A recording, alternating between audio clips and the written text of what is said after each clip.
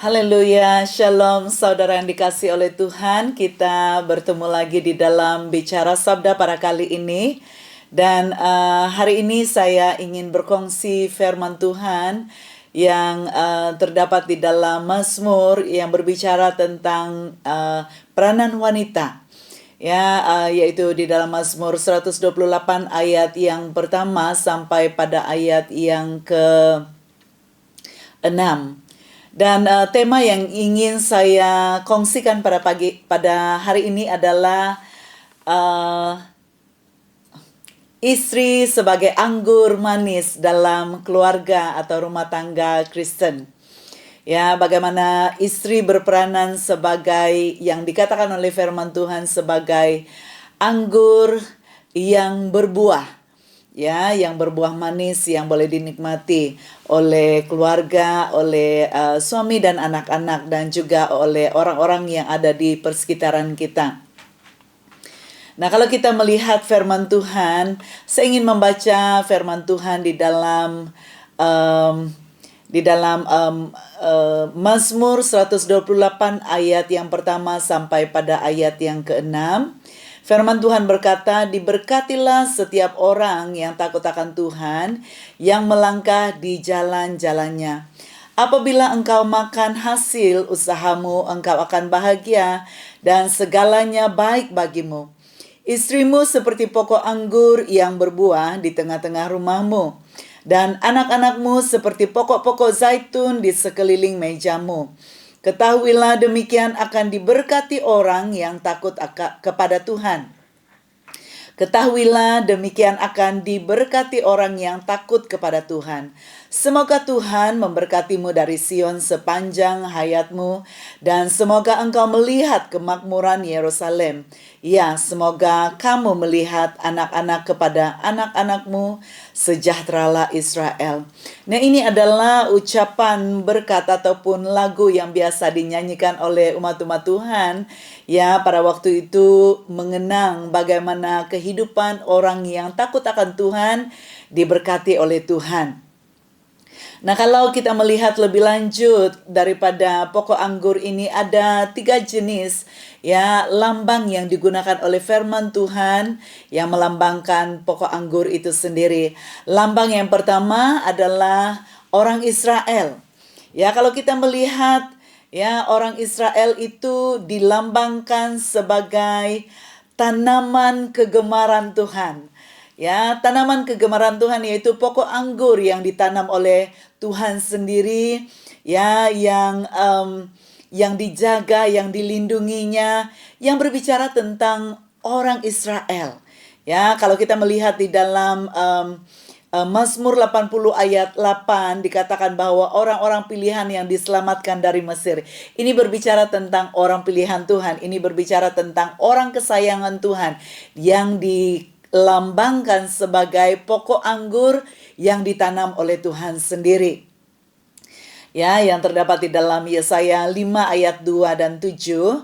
Tetapi oleh karena pemberontakan mereka, Tuhan membiarkan mereka pagar-pagar perlindungan itu dirosakkan, dan sehingga dibiarkan lalang dan sebagainya, sehingga ini menggambarkan tentang penghukuman Tuhan.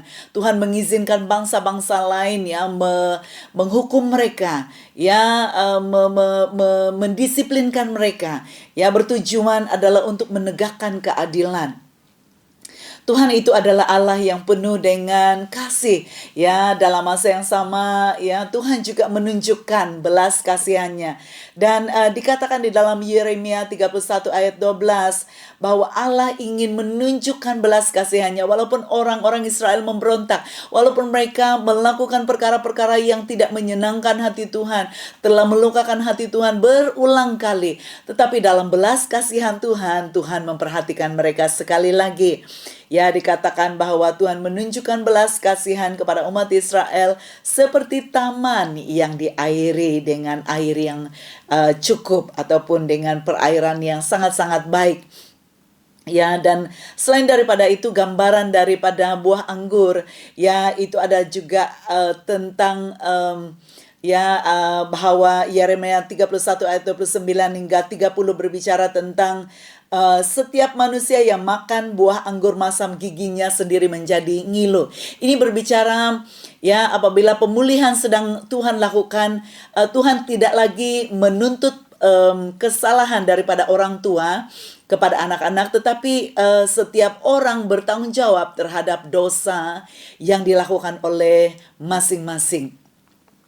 Inilah yang digambarkan seperti anggur oleh firman Tuhan.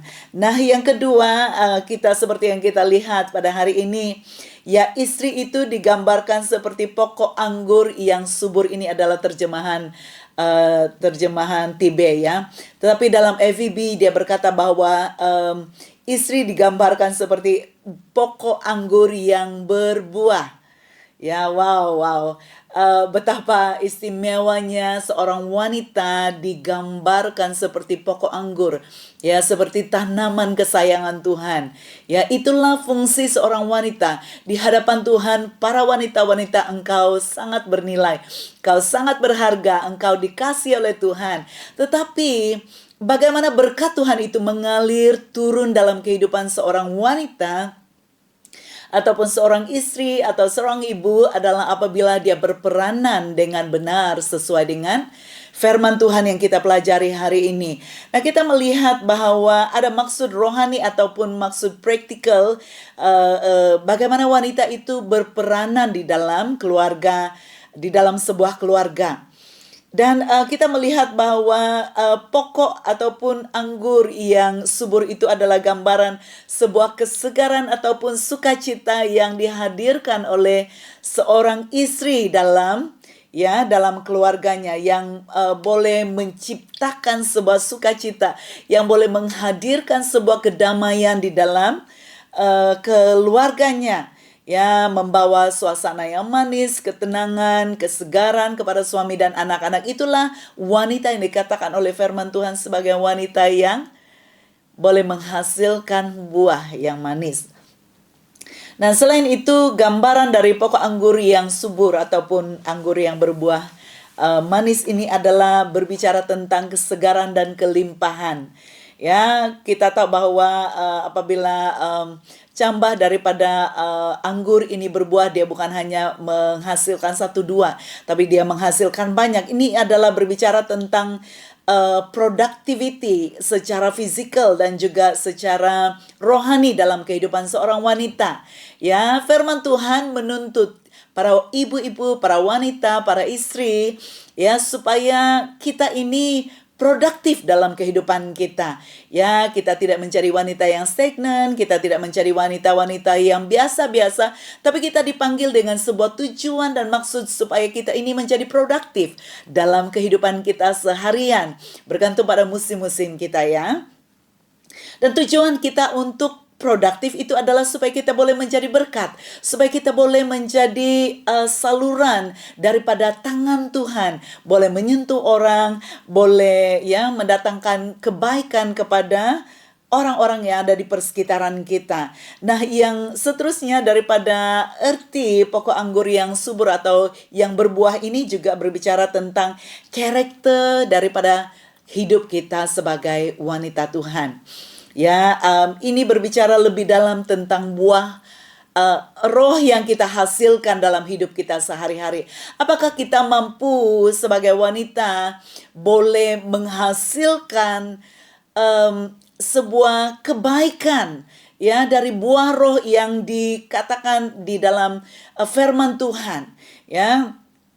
Sepatutnya kita tidaklah menjadi wanita yang menghasilkan buah yang masam.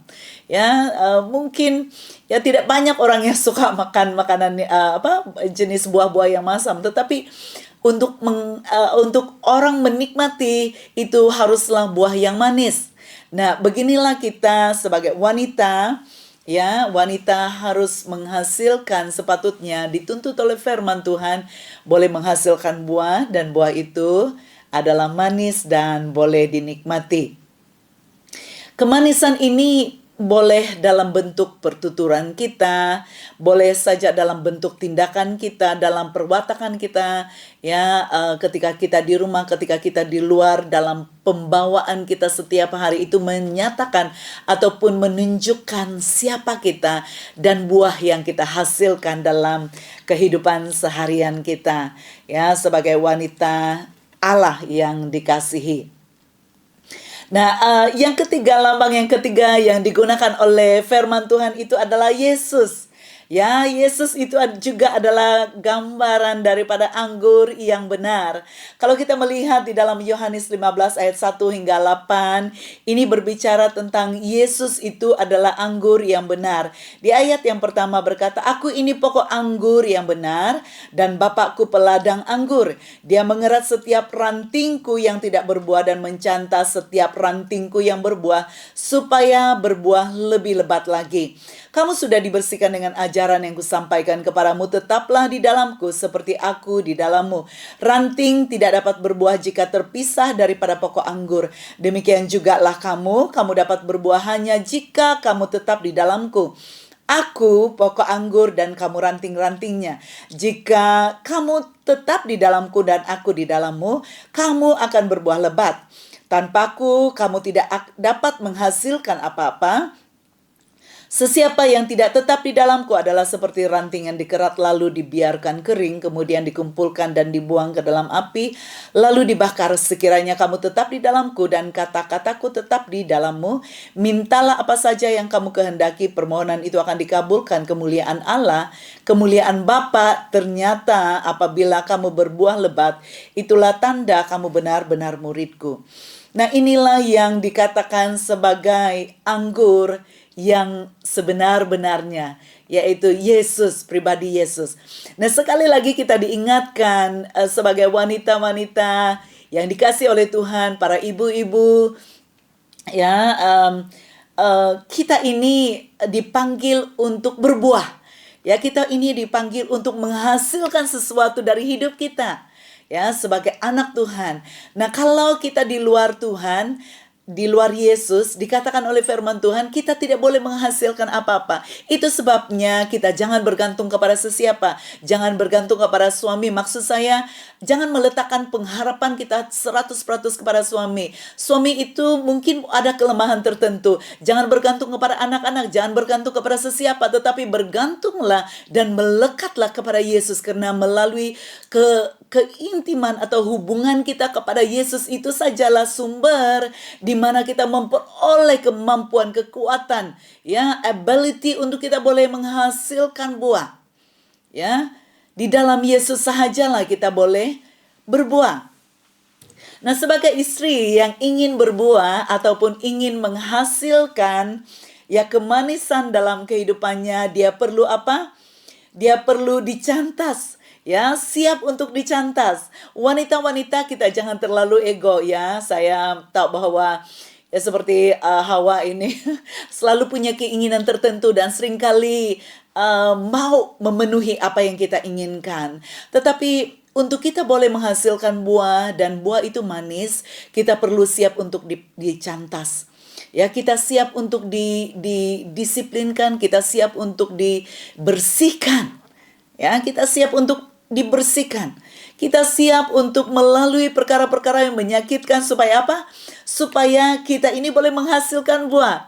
Nah, saya mempelajari sedikit daripada tumbuhan pokok anggur ini ya. Sampai pada musim sebelum ia menghasilkan buah ya. Ketika bunga-bunga daripada anggur ini mulai bercambah dan dalam masa proses menunggu buah ini membesar, ia harus dibiarkan dan tidak diairi. Ya, tujuannya adalah untuk apa? Supaya dia boleh menghasilkan buah yang manis, ya. Dan apabila saya melihat keadaan kenyataan bahwa ada suatu jangka waktu pokok itu akan dibiarkan kering supaya dia boleh menghasilkan buah yang manis. Nah, ada hal-hal dalam kehidupan kita sebagai wanita, ya, Tuhan izinkan untuk kita melalui masa-masa yang sukar. Masa-masa yang tidak menyenangkan, masa-masa yang menyakitkan. Dan kadang-kadang kita menangis, kita mengeluh, kita rasa tidak suka dengan keadaan itu. Itulah waktunya wanita sebenarnya menghasilkan buah yang diingini oleh Tuhan. Tuhan mengizinkan segala sesuatu untuk membersihkan kita, mengizinkan hal-hal yang menyakitkan terjadi dalam hidup kita untuk sebuah musim, yaitu membentuk pribadi kita, membentuk karakter kita, membentuk cara pikir kita, supaya kita boleh menghasilkan buah yang menyenangkan dan buah yang manis untuk dinikmati oleh orang-orang di persekitaran kita. Haleluya, amin. Kita percaya, walaupun ada masanya kita harus melalui suatu situasi yang tidak menyenangkan dalam hidup kita, dan kadang-kadang kita tidak tahu bagaimana harus mengutarakan itu. Utarakanlah kepada Bapa. Dia tahu setiap detail daripada apa yang kita perlukan. Ya, saya percaya bahwa apabila kita mendekat dan melekat kepadanya, segala yang menjadi kesukaran dalam hidup kita pasti akan dijawab tepat waktu. Haleluya, amin. Nah, seterusnya adalah bagaimana seorang wanita itu boleh menghasilkan buah anggur yang manis. Yang kedua adalah siap dibersihkan dengan ajaran firman Tuhan. Ya, mencintai firman adalah sebuah kewajiban untuk wanita. Ya, ada waktu-waktunya kita ingin me time dan bersendirian. Ya, tetapi biarlah firman Tuhan itu terus terngiang-ngiang mengajari kita, mendidik jiwa roh kita untuk kita menjadi wanita yang berimpak. Dan hal yang ketiga, bagaimana wanita itu boleh menghasilkan buah yang manis adalah tetap di dalam Tuhan. Ya, tidak mudah dipesongkan dengan apapun filsafat. Ya, jangan mudah. Kadang-kadang ada wanita ini kalau menghadapi suatu isu, dia suka menceritakan, dia suka mencari nasihat, dia suka mencari hal-hal yang membolehkan orang mensupport ataupun menyokong pendapat ataupun situasi yang dia sedang hadapi. Ya, mari kita belajar. Ya, jangan terlebih dahulu mendengar dari orang luar, tapi dengarlah firman Tuhan. Dengar dan belajar daripada kebenaran. Bagaimana itu boleh membentuk kita. Bagaimana itu boleh menjadikan kita sebagai wanita-wanita yang boleh keluar daripada isu-isu, masalah, dan apapun pergumulan yang kita hadapi. Ya, jangan pernah lari daripada firman Tuhan. Yang keempat adalah berani untuk memohon apapun. Ya, jangan malu untuk memohon, ya, meminta dalam doa, ya, apapun yang menjadi permohonan kita, Tuhan pasti ingin menjawab apabila hatimu melekat kepada Dia. Di bagian firman Tuhan yang lain bahwa Tuhan mendengar orang-orang yang intim kepadanya. Tuhan mau mendengar doa daripada orang-orang yang ingin dekat kepadanya. Ya, mendekat dan mencari Dia dengan lebih sungguh. Maka apapun yang kita doakan itu sesuai dengan rancangan, sesuai dengan kehendak Tuhan, pasti akan dijawab. Itu adalah jaminan firman Tuhan. Maka jangan kita berhenti untuk memohon, jangan berhenti untuk berdoa, jangan berhenti untuk meminta.